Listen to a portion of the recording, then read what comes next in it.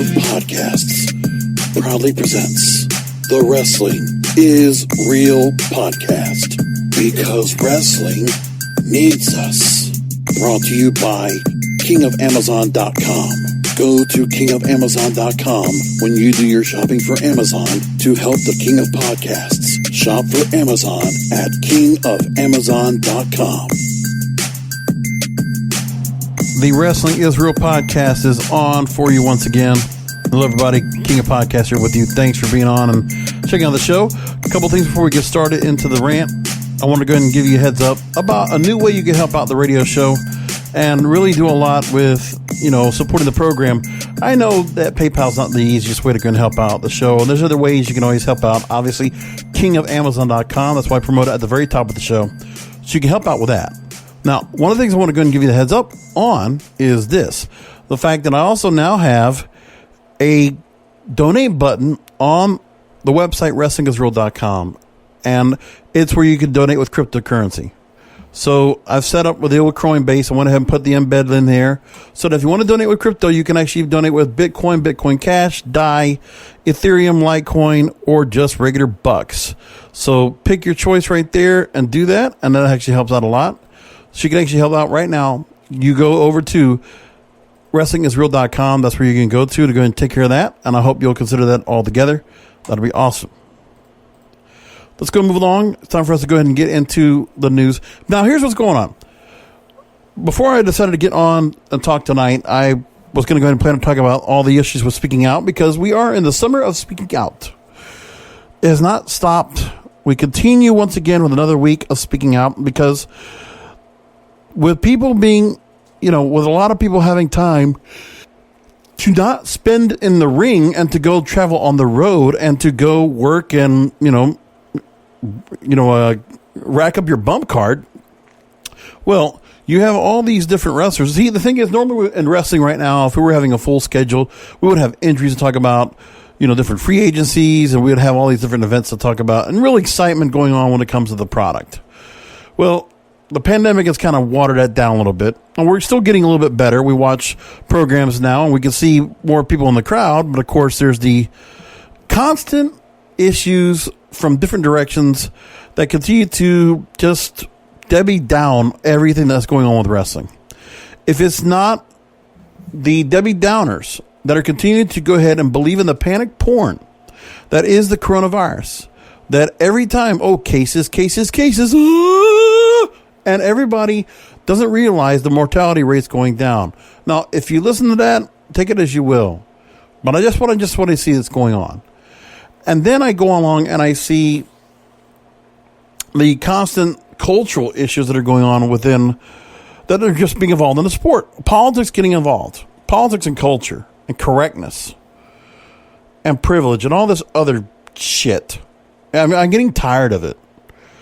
Now, I do believe that tonight, as AEW and NXT went head-to-head, one of the major storylines was Keith Lee taking on Adam Cole for the title, rather. And the winner would win both titles at the Great American Bash. I didn't talk much about Great American Bash last week because, listen, it was nice. And Fighter Fest going on with AEW. They're just points, halfway points into major pay-per-views, which is what Triple H referred to it with Justin Barrasso this week. And he's right. It's the same way where, Impact Wrestling will do the same thing, putting particular specialty shows in between their major events, because they are kind of stretching them out. Takeovers are a couple of months in between. The AEW pay-per-views are a couple of months in between. So putting something in between here as a special TV special episode is good. And I'll tell you what, with Great American Bash, I have no doubt that because the Great American Bash was treated more like a takeover, some really big matches on there.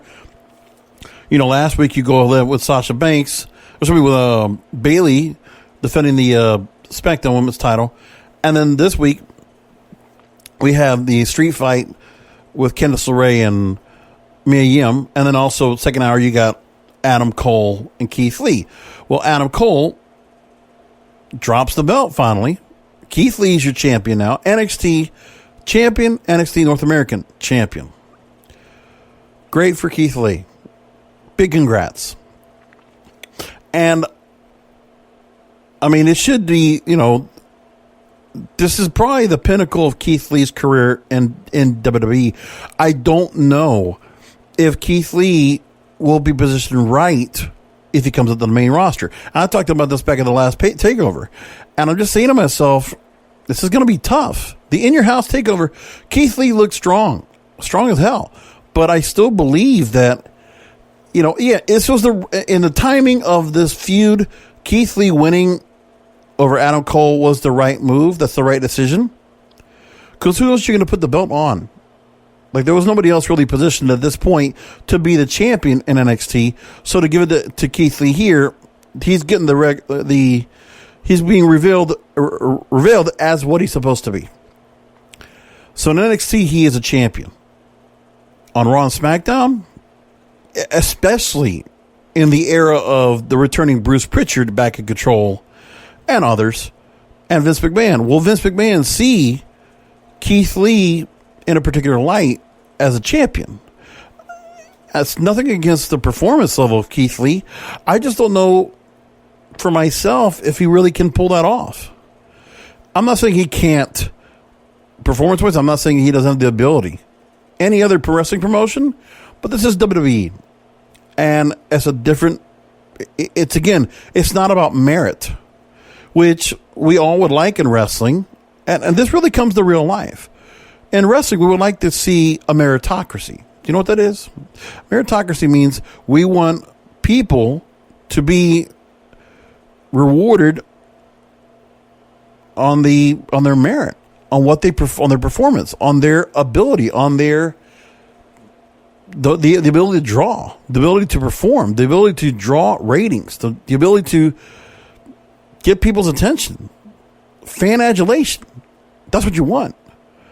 And NXT, I can't really say there's much of that. But I do like the fact that what they did was Keith Lee wins here, and Karrion Kross now is in the outskirts looking in, and probably has his eyes set on one of those two belts, North American or the NXT title. Great. But I can't help but feel like when I looked at Twitter tonight, Wrestling Twitter did feel like they needed to go ahead and overcompensate for Keith Lee winning tonight. Not because of his merits, but because of the color of his skin. Listen, it's fine, but I feel like people are trying to overcompensate just because the skin color is different. That's where everybody's getting at. I just feel like that. And I don't want to look at anybody. I want to be colorblind when it comes to wrestling. I don't know about you, but that's how I want to feel. That's how I want to really be. Colorblind. And also, I do not want to look at men and women as anything more than equals. In my view of wrestling now, I absolutely believe that women and men are as equal as you can be. Because I enjoy women's matches as much. Because there's no if not more. Right now, there's not. Because everything feels like it's all on a curve. But wrestling to me right now, women and men, equally I enjoy both. I enjoy men's and women's wrestling equally. And yeah, the thing is, the performance level of some of the women might not be, there might be a bigger curve in terms of the ability of some of the women as opposed to some of the men. And that could be because of a number of factors. You know what I mean?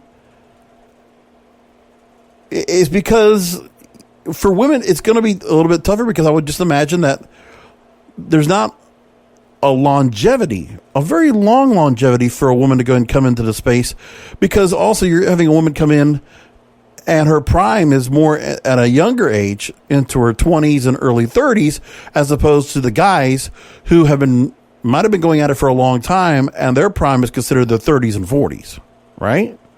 That's how it looks like today. Because if you notice in WWE, the women that are out there, they are in their 20s and 30s. And, it's the experience level. It's nothing about the performance level so much. It's the experience. It's the time in the ring. That I think the women might not have as much ring time as some of the men do. It's just how it is. Because for the women, they're expected to go ahead and perform at a higher level much sooner than the men do. That's probably a little bit sexist, but it's probably not far off from that. Just calling it as it is. It's the reality of real things. For Keith Lee, I do not want to recognize the fact that he won because of his skin. And I hope everybody else doesn't feel the same way. I wanted that Keith Lee won because he earned it. And he deserved it at this point. This was the right time to crown him champion. And double champion? Listen, to make him worthy in the eyes of Vince McMahon and Triple H to get to the main roster. That's what we're trying to do. I like the fact that they're going to get to that point. That actually looks good to me. So I appreciate seeing that happen. And I can tell you that NXT will probably win the ratings again for a second week. They won last week. They're going to probably win again because of the match they had. They give you a title match, a big, epic title match to finish NXT tonight. Meanwhile, counter-programming, Chris Jericho's taking on Orange Cassidy. And it's really a comeuppance match to really build up Orange Cassidy, which they more or less did. No Jon Moxley tonight. You know, you couldn't give Jon Moxley and Brian Cage because Jon Moxley couldn't go ahead and compete. But we'll compete at Fight for the Fallen. And now we have the FTW title, which was also a nice little moment. And, you know, listen, AEW is going along with their flow, with the kind of program that they normally do. They're not counter-programming. They are going to the beat of their own drum. And if NXT needs to go and pull something much bigger by bringing some main roster stars down or putting some big takeover style matches, that's what they need to do to win. It's pretty obvious. NXT as a regular program, it doesn't have the wherewithal to go ahead and build the ratings up. So much like every WWE program, they have to hop shop book. They have to book pretty strong in order to get the audience to show up. They have to sprinkle in some big things that are going to go on to get people interested. So a couple of weeks ago when Raw was hot shot booked and SmackDown was hot shot booked, and they got some ratings. About 2 million viewers to each show. This week they didn't do so much. You know, Raw was very pedestrian. And you have Randy Orton now with a new role with Ric Flair kind of accompanying around to the ring. A new style of attitude with Randy Orton now accompanying Angel Garza and Andrade. So that's different. A new legacy, if you will. Seth Rollins, Rey Mysterio. The thing is, you're getting a lot of piecemeal kind of matches and a lot of older wrestlers and a lot of people having to come back and wrestle over and over again. A lot of repetitiveness every night. I mean, to see Big Show back out again, you could really feel May 2019 once again back all over again. And it's even worse because now they're bringing some of the other veteran stars back to go and work on. I mean, with Drew McIntyre and Bobby Lashley, you know, going to the odds, among other things. I mean, the real feel of what's going on now. I mean, the real repetitive also has to be said about Bayley and Sasha Banks on every show every week, which is nice, but again, it's every week. A couple times, as a matter of fact. So, putting that out there, the wild card rule is once again in effect. I mean, basically. They're not calling it that, but again, the Super Show kind of message is coming out. It's not helping ratings at all.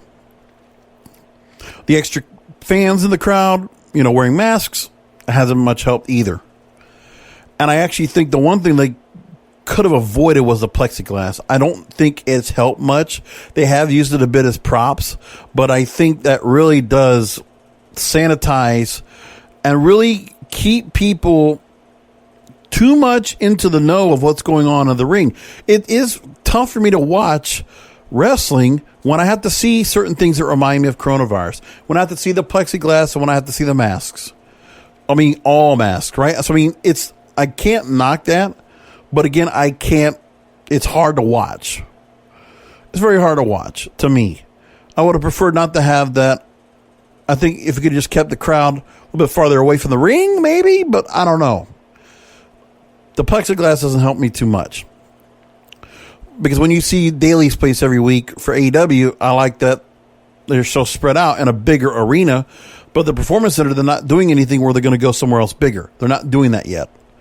And they don't want to have a crowd yet, so they're just waiting to kind of keep this method going right now until they can get to a bigger arena. And they know they're talking about it. They're trying to get to that point, but it's not for them yet. It's tough for them. And I understand why it is. So call it what you will. Everybody's struggling right now, and it sucks so badly. And I don't like it at all either, but what are you going to do, right?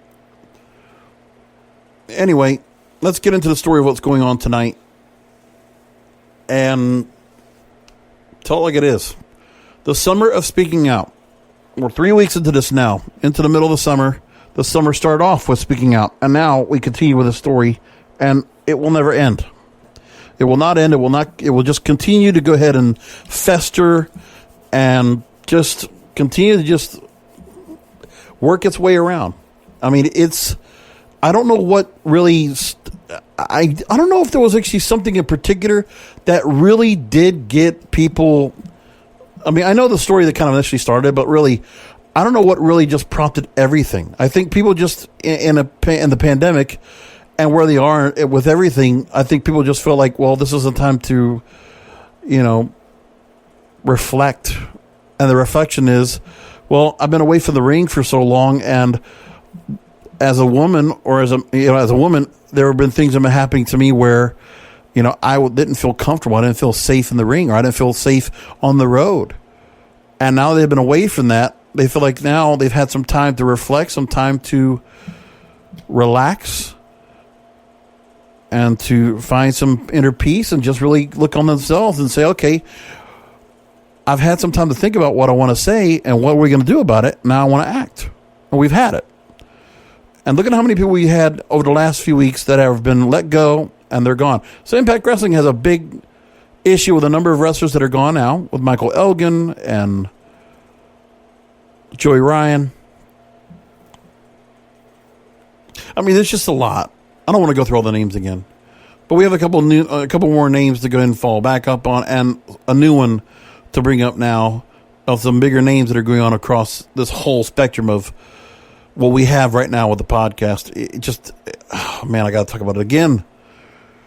And I really just talk about it now because there's just not been much else to say about anything with wrestling, because I'm not really been, I'm going to catch myself back up from Slammiversary to watch Impact Wrestling Slammiversary coming up, and Extreme Rules, the horror show, this not next week, but the week after, on the weekend.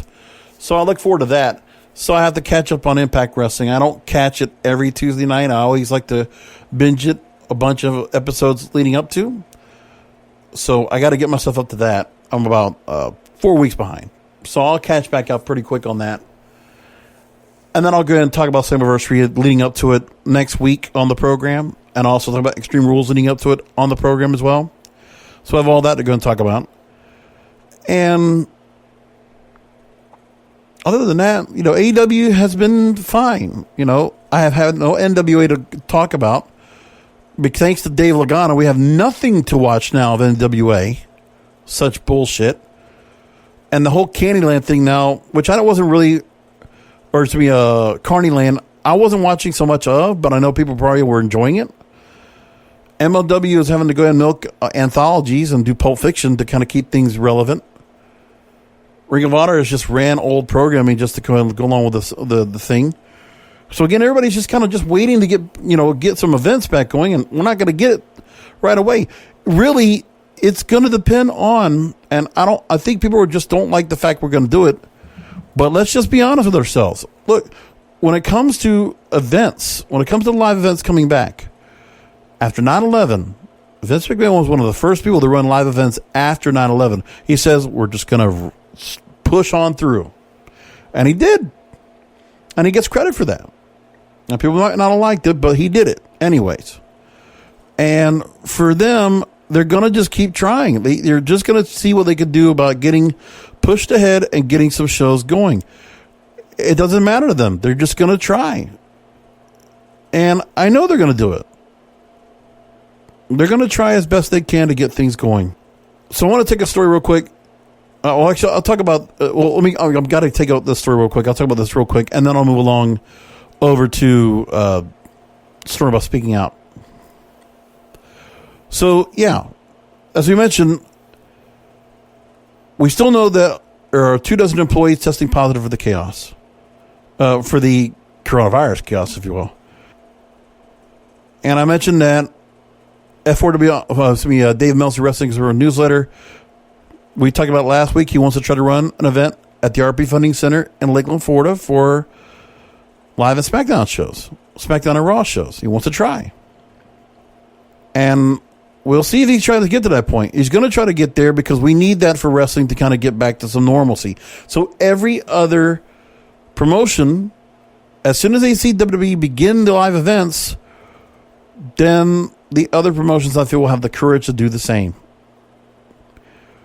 And I think that will also give other sports leagues the courage to do more as well and not work in bubbles like they're planning to do right now. NBA and the Major League Baseball. They're all going to work themselves in bubbles. Wrestling's been working in a bubble, and they want to get out of it. And Vince McMahon will do his damnedest to make that happen. And I understand why he wants to do it, and that's fine.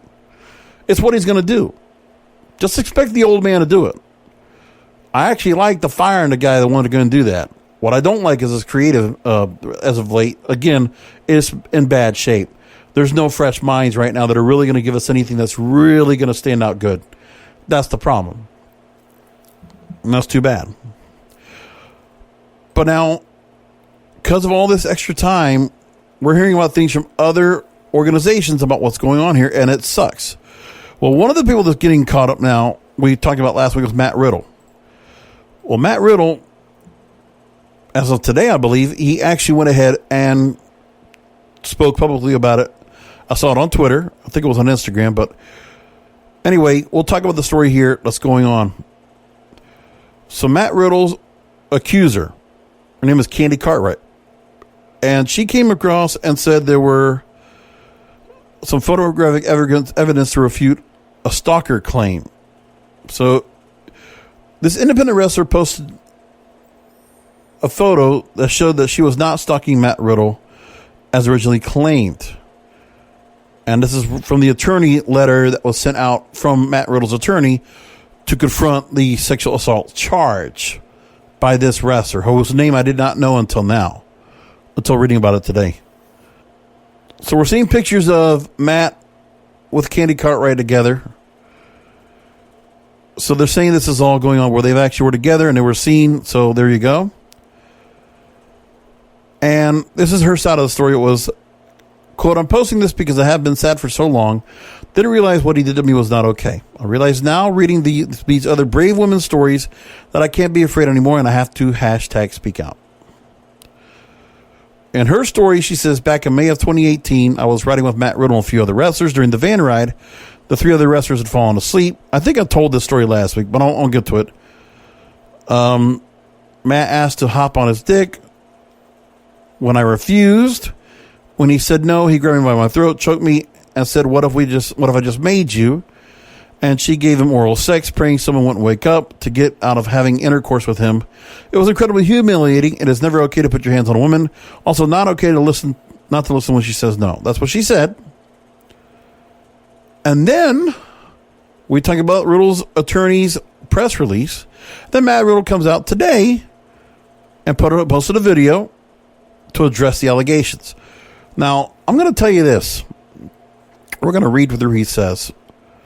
And again, serious allegations. We don't know necessarily the whole allegations, but let's just go through. We know what the allegations are now from her end, but now we haven't had a chance to hear from Matt Riddle other than what his lawyer has stated. But here's what he said. Interesting, got a chance to go and say it, but here's what he said. Quote, "I have never in my entire life sexually assaulted a man, woman, or anybody that includes Samantha Tavel, Candy Cartwright. I never sexually assaulted you." Says her story was fabricated because she's still upset with him after they had an affair. Riddle acknowledged that he feels like a real piece of crap after having a fling with her, and he got sad and depressed because he was lying to his friends and his wife, and he tried to end the relationship. Riddle said he blocked Cartwright on social media, and she got his new phone number. She kept messaging him. Riddle also said Cartwright also tried to get through to his friends to get in contact with him. And let me tell you,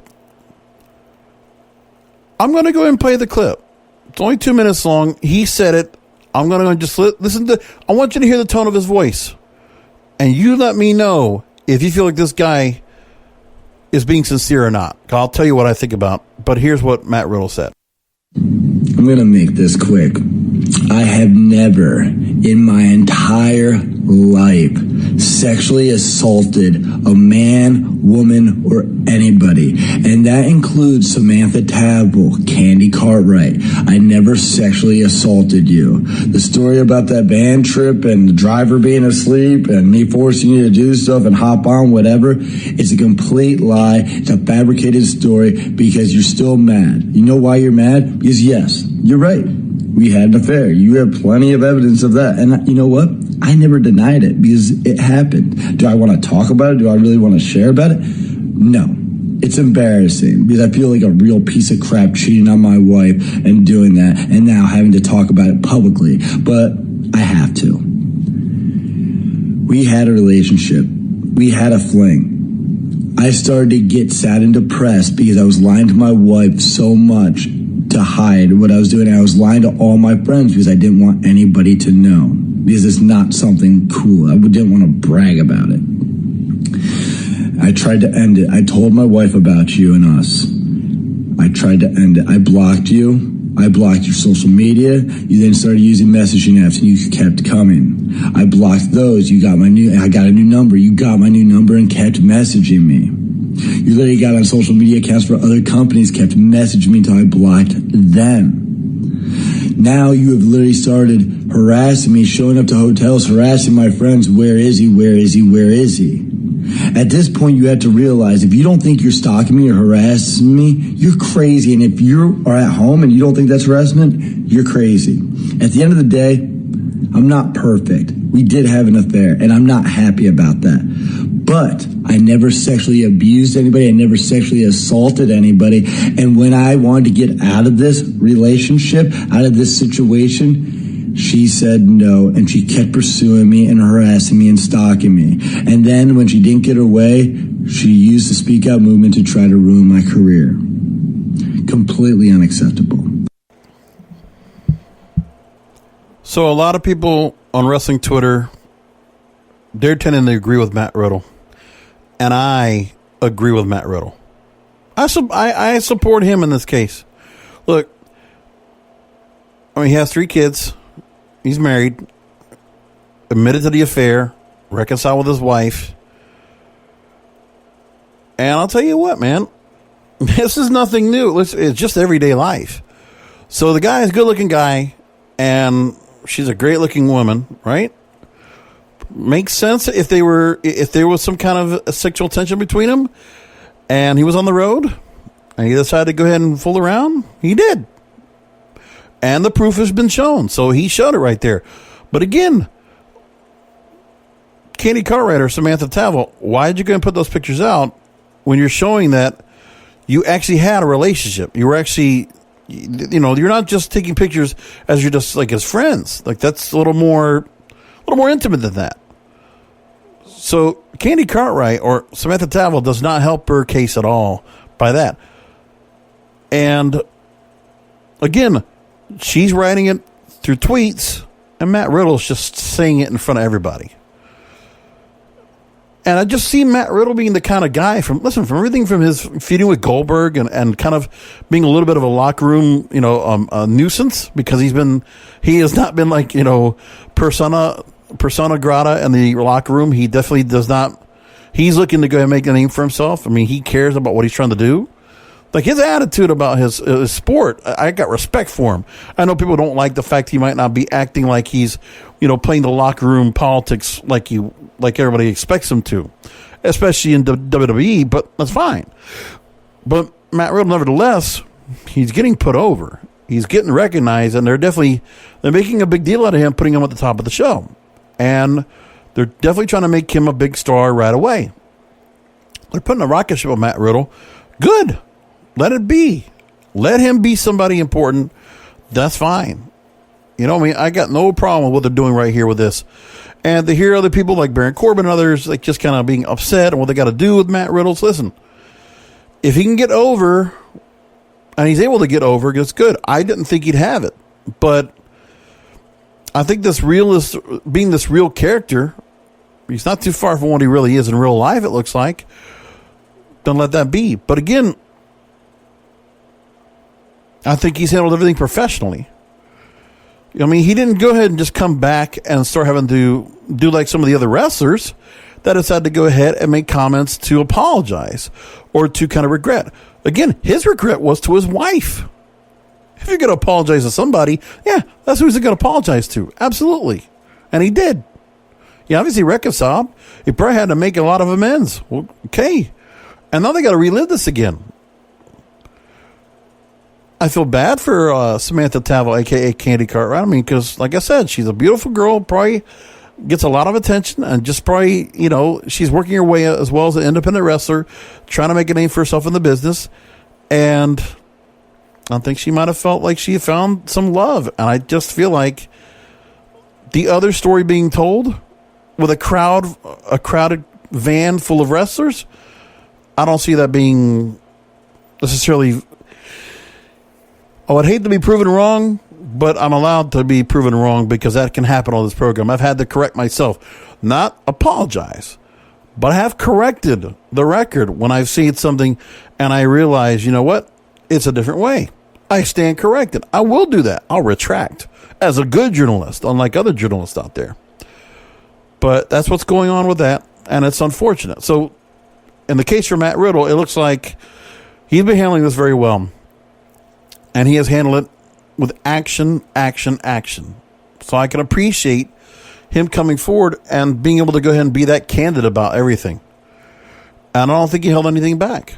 I think he handled it pretty classy, if I might add, because of the fact that he just needed to feel like, okay, to the other people in wrestling, she's been stalking, she's been harassing him, she's been finding every which way opportunity, which I'd like to see if there's any wrestlers that will actually, you know, corroborate Matt Riddle's story, saying, yeah, she keeps coming looking for him and she keeps sniffing around. If we get some of that, I'd like to see where that comes from, but I think that a lot of guys will be scared to do that because of speaking out. Because then if they speak on behalf of Matt Riddle, what happens? Because the narrative will not be allowed to be anything as such, right? That's what the problem is that, again, it's for guys. It is tough for to go ahead and to actually like say something and to come forward and really be able to go ahead and, you know, speak your piece and try to defend yourself. Because in some cases, men are not going to allow to be defending themselves because they feel like, well, women have the autonomy, they have the power. And so if a woman's claims are made, like Candy Cartwright's, they're supposed to be believed, right? And we talk about that, right? You know, it is about, it's not believing all victims. You know, we heard about that during Me Too. It's not about just believing all victims. It's hearing all victims.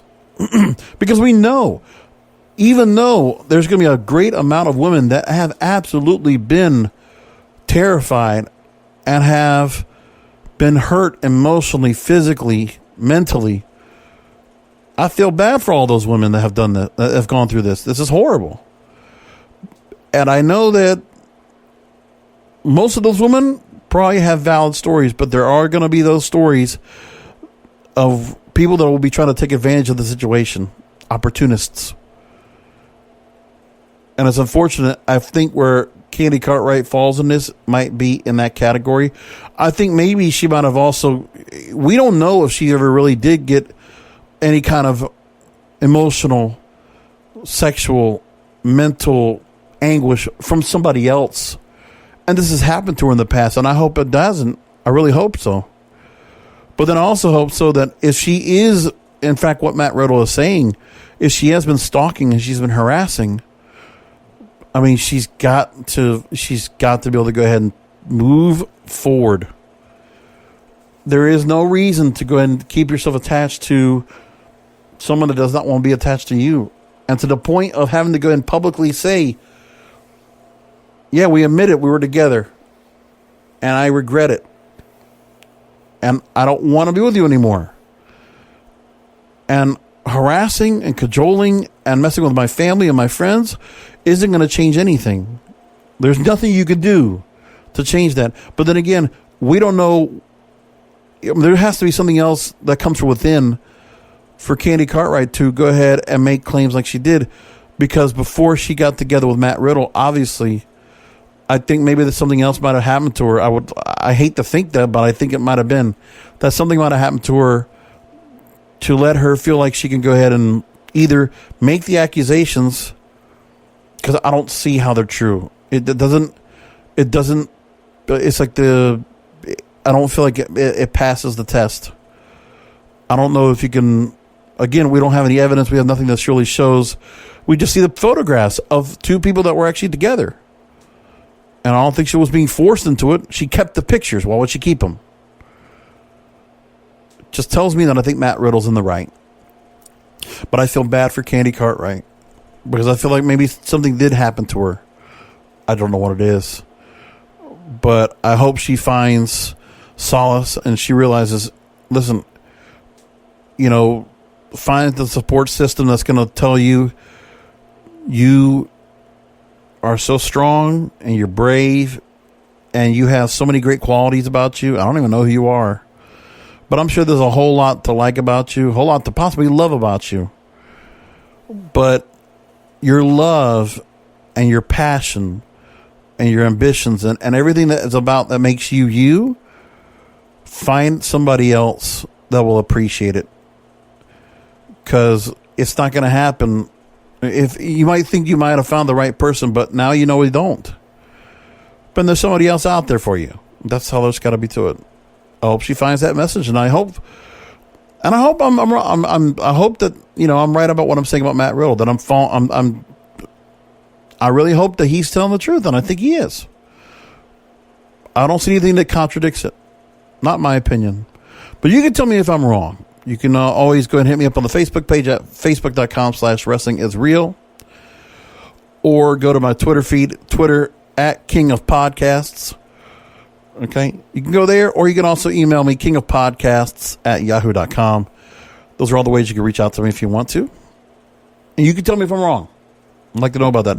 Next item up is another one in the summer of speaking out. Jay Lethal. Now, Jay Lethal is a different story, but we've heard certain things coming up across about Jay Lethal in the past. This is unfortunate. Now, one of the people I know that's part of this story is somebody I follow on Instagram that I always ask myself, why is it that she is no longer in the company? And that's Taylor Hendricks, who I know she wasn't the most, sound wrestling performer. But I think she put a lot of effort and I think she was doing a lot of work that she was doing. So I can appreciate where things were with her. And Kelly Klein has also spoken out. So now she is speaking out. So here's what we got to now.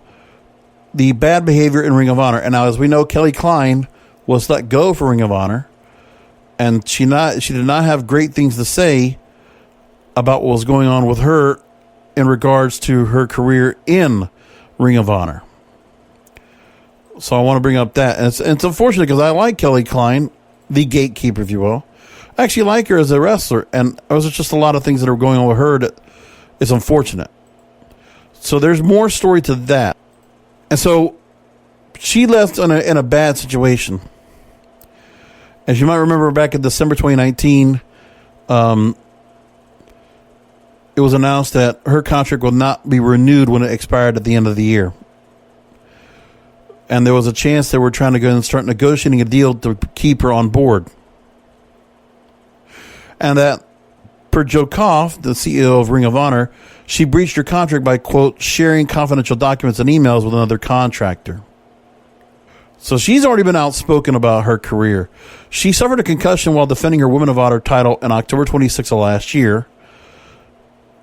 And she suffered it in a match against Lana Austin at the Newport Center in Newport, Wales during Ring of Honor's fall tour of the United Kingdom. She says, I do not regret speaking out.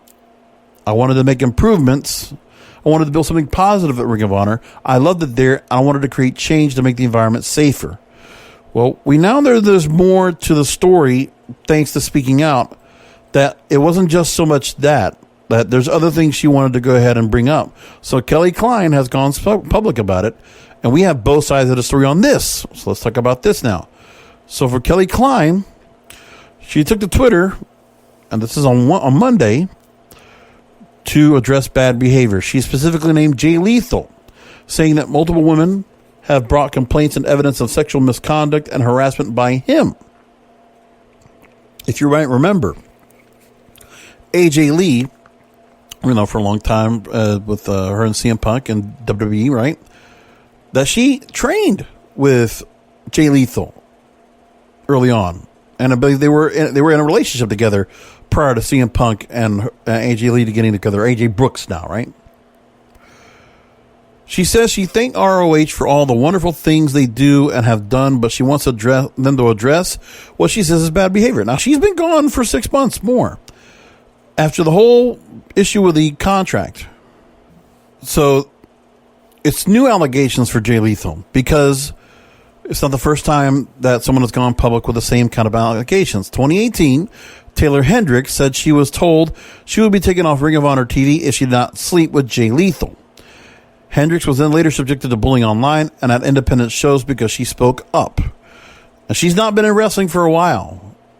And I see her, and I've seen she's gone through a lot, to try to get herself to a good state right now. From when I followed her on Instagram, it looks like her there, and then on Twitter, looks like she's in a better place with where she is right now, being removed from wrestling for a while. So when J-Rock Daddy, who was a trainer who also works with wrestlers in Ring of Honor, harassed a female member of Ring of Honor's locker room, he was told to leave and was not welcome back. Now, J-Rock, just so you know, is a native Clevelander, for wrestling, and he has worked in a number of different organizations. He is best known as coaching the likes of EC3 and Shane Taylor. So for some background on that. Now, multiple women brought complaints and evidence of sexual misconduct and harassment by Jay Lethal. Ring of Honor ignored, slashed, covered it up. They only take action when convenient. Then she followed along to say they are hoping to use another investigation to wait everyone out until we forget. Thank you, Ring of Honor, for all the wonderful things you truly do and you have done. Now, please address the bad behavior. Do better. Right now, you continue to choose not to. Now, when we heard about the allegations by Taylor Hendricks against Jay Lethal, he then followed up on Twitter, and he would put this: "Let me be clear. There's absolutely no validity to these baseless allegations. Throughout my career, I have sought to conduct myself with honor and integrity. I would never engage in any conduct that disrespects in this business or the men and women in this industry. Every individual has a right to be heard, must be given every opportunity to speak truth to power. Anyone engaging in misconduct or abuse or any kind simply has no place in our business or society. I'm confident that these unfortunate allegations will be proven to be completely unfounded at the conclusion of Ring of Honor's investigation." That was July 8th, 2018.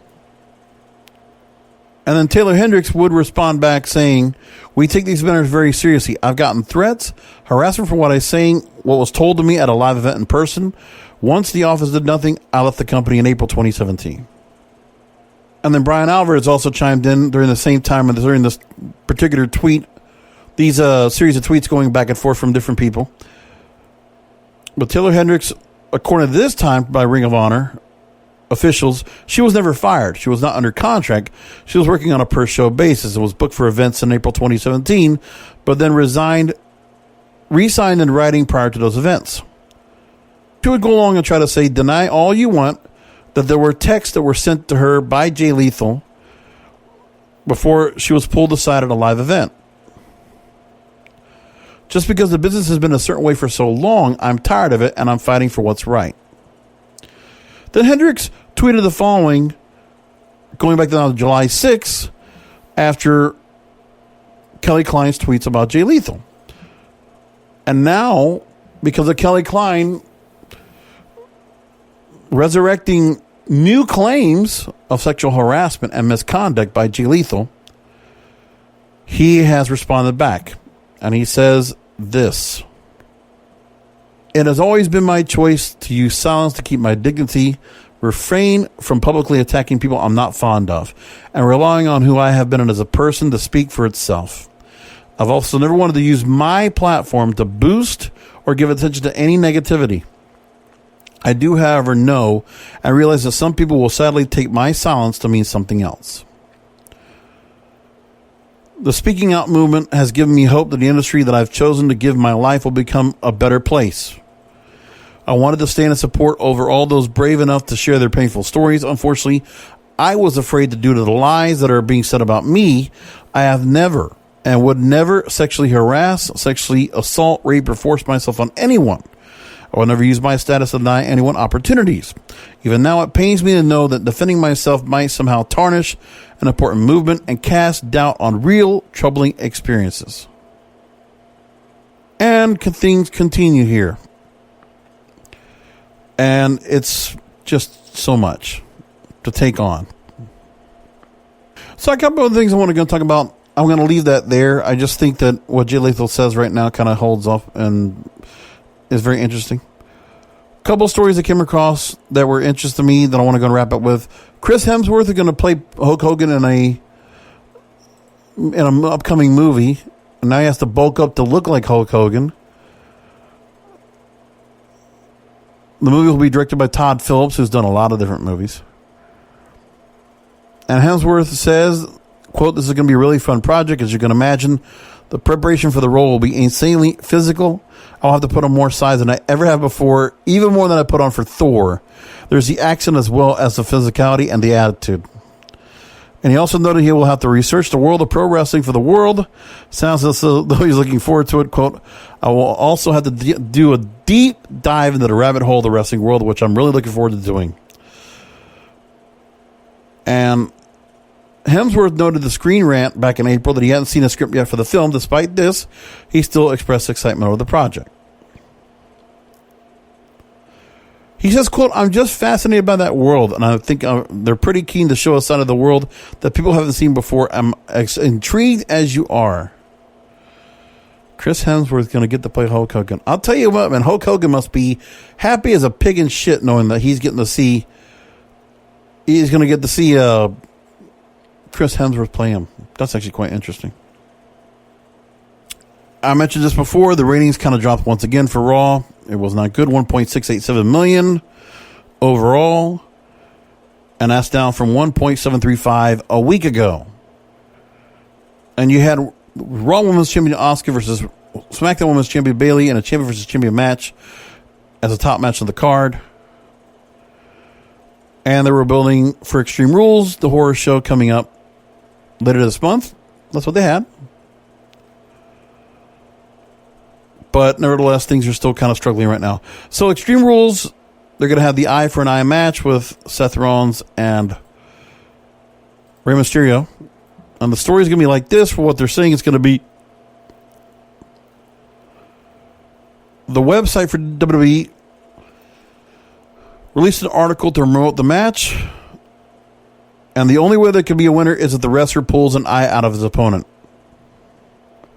So there's been reports that the reason WWE did the angle is because Rollins sent Mysterio eye first into the corner of a steel step to write him off TV in case he didn't sign a new deal.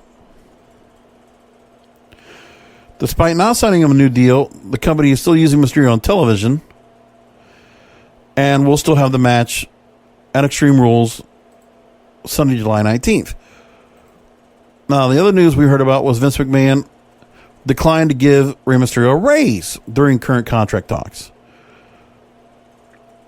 So Rey Mysterio is not under contract at the moment, but it's still working with the company.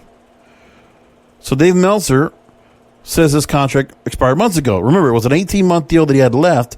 After the injury, they had tacked on more months into his contract to make up for what he missed.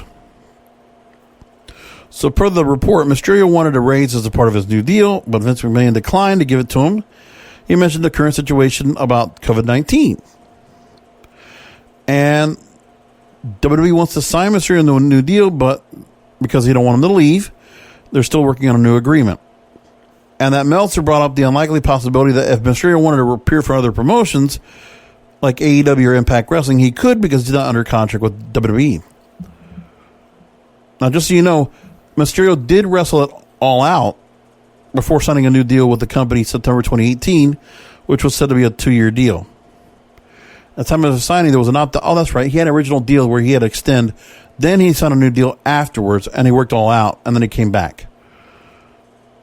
So we don't know what's going to happen yet with that either. Other story that came out, some of the furloughs, which I don't hear a lot of people talk about, but there are some people that are coming back, which I kind of figured people were going to get signed back on board. Because remember, we saw Drake Maverick come back, which was good for him, even though he didn't win the Cruiserweight title, but he came back, got a contract, right? That was a nice moment.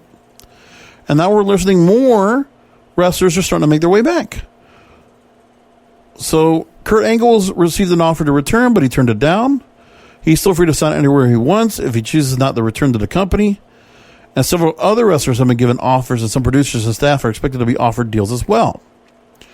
So Andrea Listenberger, who did the Mandy Rose, Otis, Sonya Deville storylines, is now back in the company. She's been back for a while. And Pat Buck has been brought back now to take over Michael Hayes while he recovers from surgery. So people are starting to come back. So even with everything that's going on, some of the people that were furloughed, some of them are going to see on Slammiversary coming up, because we know Gallows and Anderson are going to make it themselves on the Slammiversary, work for Impact Wrestling, and back with New Japan once again. EC3 most likely will also be seen at Slammiversary, among others. So again, that's what's going on with that. Interesting other story that I thought from the financial sector is the company had hired a new chief financial officer. So I got to take a story from Deadline.com. They have hired former Etsy CFO Kristina Salen. I'm going to say it's Salen or Salen. I don't know. She's reporting to Vince McMahon effective August 3rd. She was Etsy's first chief financial officer, helping to scale the business, lead the Craft Marketplace's IPO in 2017. She also was CFO and COO of United Masters, an artist services and music distribution company, and she served the CFO and COO at Moda Operandi, a luxury fashion platform. At Etsy, she grew the company from making almost $900 million in gross sales to $3 billion in only 4 years. Managed business development, strategic planning, investor relations, accounting, tax, and data analytics and functions. She's got some, again, what a pedigree here. So, background in finance, global media and telecom funds with Fidelity Investments, financial analyst with Oppenheimer Capital, Merrill Lynch Investment Managers, Lazard Ferres and Company. She's on the board of directors of SiriusXM, and she replaces George Barrios. Frank Reddick was serving as interim CFO, and now she comes in. So, interesting where we have everything going on right now. So, there you go. I want to see what that's going to turn out. I don't know if that really helped with the stock price. I don't know if that really made a big difference, but it did jump today on the new announcement, so that was nice. $45.86. They're still quite a bit off from their original. I mean, going back, let's see, if I go back 6 months, going back to the end of the year, or going back to the pandemic, on Black Monday, $30.44 has recovered back up to $45.86 now. And it got up as high as $48. So, like, they're finding their way back. But again, where they were before, they were hitting big numbers before. They were up as high as, what was it? $74 at one point. Actually, it was longer than that. Actually, wasn't it? Yeah, they were up to almost $100 at one point back in 2018, and riding high.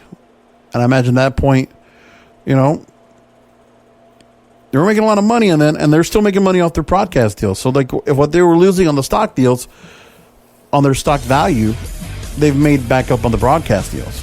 That's helped a lot for them. So that's where they are right now. We're going to leave it at that. Next week, I'll come back and I'll go ahead and talk about Extreme Rules and Slammiversary coming up next week. We'll get through all those shows and do a preview and predictions for all that. And then we'll do a post show for those on 2 different nights, Saturday night and Sunday night. July 18th and 19th. I'll do it right here on the Wrestling Is Real podcast. Come back for another show next week because wrestling needs us. Thank you for listening to the Wrestling Is Real podcast. brought to you by KingofAmazon.com. For more information on how to subscribe to the show, how to share the Wrestling Israel podcast to listeners like you, and check out the latest wrestling headlines, go to WrestlingIsReal.com. That's WrestlingIsReal.com.